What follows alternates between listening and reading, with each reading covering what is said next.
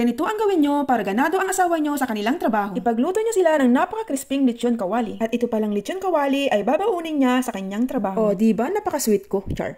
And bay leaves. Ayan. Dahan-dahan lang. Oops. Yeah. And then, takpan natin siya at antayin natin siyang lumambot. Ayan.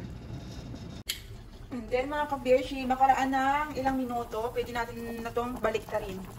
Para lumambot din itong kabilang side. Para hindi siya maging matigas katulad ng ulo mo. Charot. So, ayan, takpan natin ulit.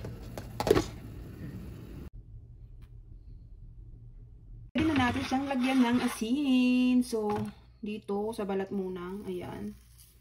Tapos, i-massage natin siya ng ganyan.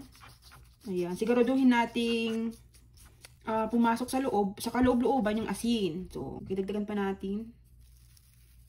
Para masaya. Ayan. Ayan. Dito lang natin. Dito din.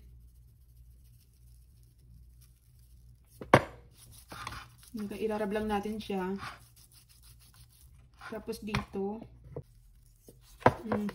Ayan. Pila din. Okay. Tapos irab natin siya. Ganyan. Ready na natin siyang iprito.